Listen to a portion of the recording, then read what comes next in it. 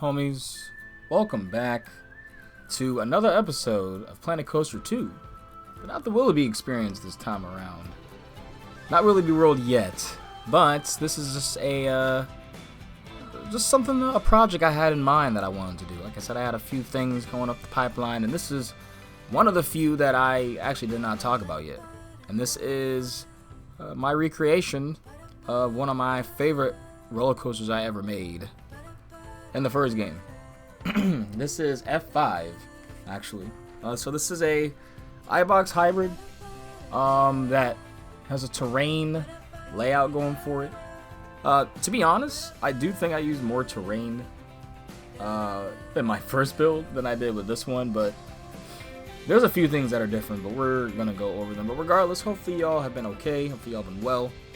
I'm gonna actually get started doing the bit of a cool little small, maybe a cinematic for Willoughby experience. We shall see. I will do the POVs very soon, within the next week, so be on the lookout for that.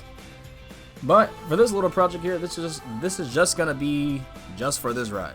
No park for this, no anything. It's just honestly the first time I've ever actually just made a save just for a ride. Generally, I will try to always have parks go along with this as well, but because of I was like, you know what?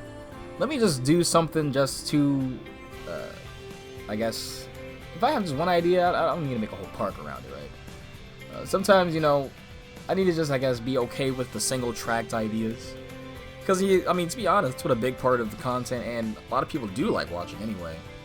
Shit, I love watching a lot of creations, original ideas. I get inspired by that when I make stuff in my park, so it's like, you know, let's go ahead and make a RMC iBox, considering I also have been kind of yearning to make more thrill coasters in my parks, or in general.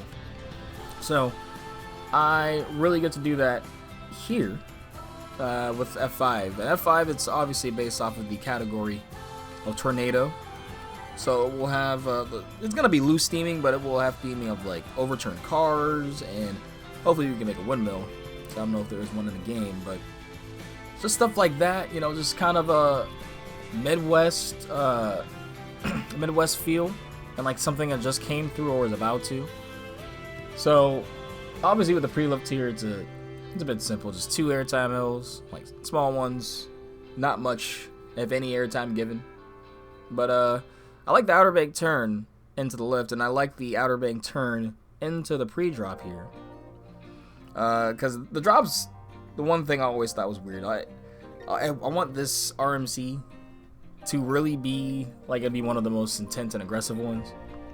And to be honest, it's actually a bit tamer in this game compared to what I made in Planet Coaster 1. So with that in mind, I'm really just going with the weird drop that I was trying to go for. So it's an outer bank turn into like this small little drop into a barrel roll. And then you take a helix all the way down. Some enthusiasts might be like, well, damn, where's the airtime? It's like, well, you get a little pop, obviously, into a barrel roll, which gives you hang time into crazy laterals and positives. So it probably won't be a lot of people's favorite drop in real life, but some people, they would love it. It has laterals, you know, it's more akin to like a GCI kind of drop. So here is not the final edition of this airtime hill. It's just negative 2.5 Gs. But here is a better look, because I want this to be, I want the ejector pops to pop, and I want there to be ejector sustained moments, and this is a definitely sustained moment here. So what I was doing, I was just looking at the original layout, going through it, and then I thought, what can make it more modern and more interesting nowadays? So normally in the original layout, this has an overbank.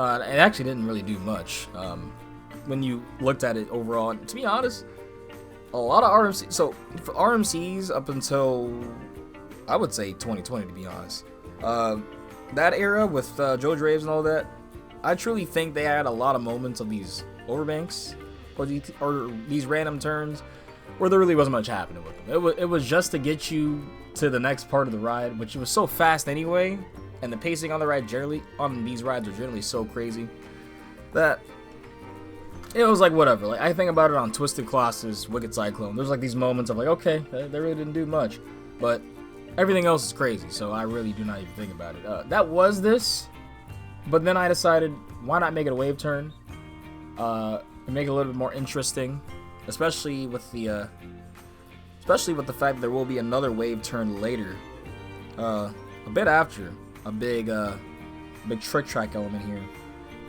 So I do end up making this look prettier than what it ends up turning out. In fact, it's not even the wave turn yet, but I really like the dip out of it. That's the one thing I really ended up becoming a big fan of.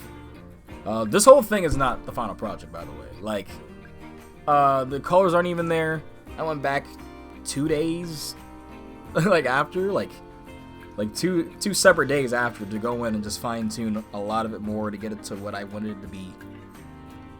So this right now is kind of just it was the rough draft. I should say like semi-rough draft. The lol squid draft. Because it definitely is the main layout, but there's some fine tuning that I did here to make certain elements look better and force-wise not just destroy the guess. So with that out of the way, yeah, we got the crazy trick track into this big dip, into another wave turn, going back up to the back end before you turn back around towards the station. There I actually had a crazy like high five turn before the wave turn where you turn around. Yeah, that's actually just criminal. Like that just would not work. Unless I made the drop smaller in Planet Coaster 1, which I think I might have.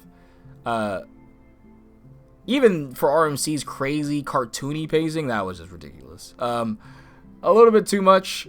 So here, we basically have the first half of the layout, just going through the bigger elements. A lot of it will be smaller on its way back down the hill. This was always inspired by Voyage a bit, in the sense of how the second half, or I guess the third half of the ride, third part of the ride, there's think of third half, the third part of the ride has terrain that helps it basically pick up all of its speed by the time you're back at the station. Like by the time you hit that S hill and you go over the first part of the chain lift, you are hauling.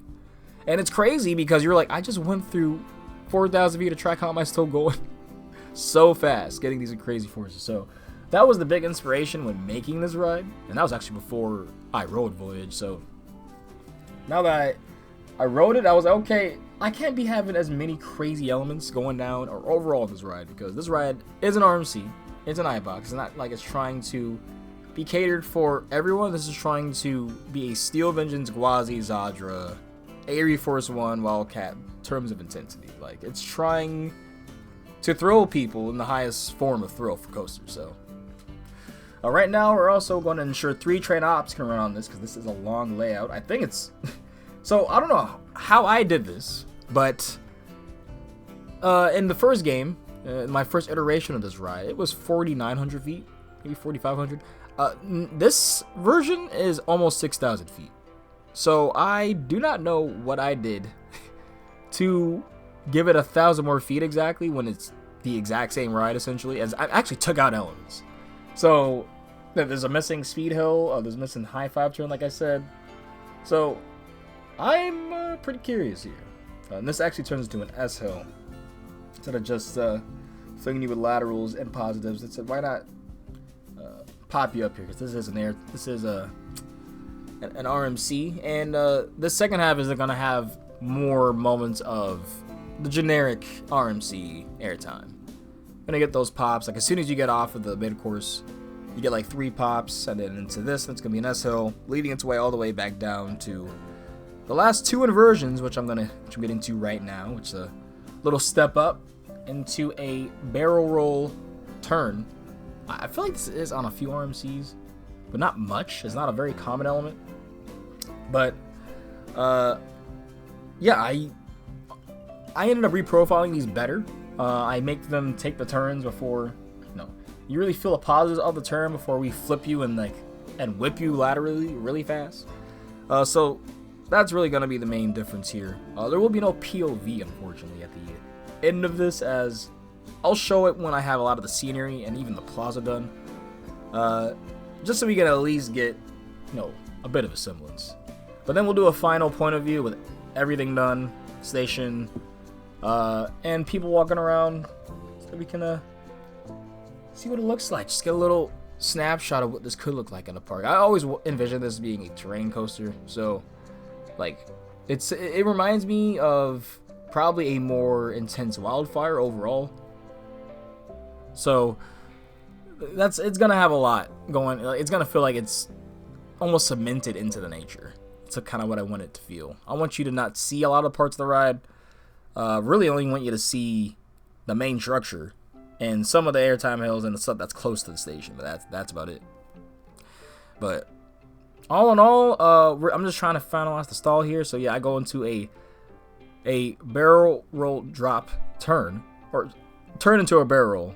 Excuse me, I can't speak. These terms, honestly, with coasters are kind of like, they're very similar to skateboarding, where I feel like they're just all made up in some sort of way. Like, someone made it first, and now we gotta just adhere to it. So, but no, I end up doing this better, end up making it more realistic, because you do lose a lot of speed here. So I was like, I can't make it too long.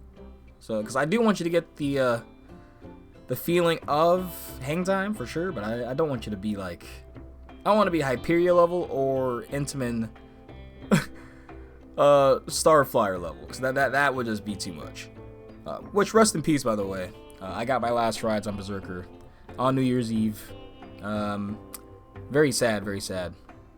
But what can you do? You know, these parks, you know, they're getting rid of what they can to save. And really, for me, what makes me sad about it is I don't know if there will be a true replacement for Berserker.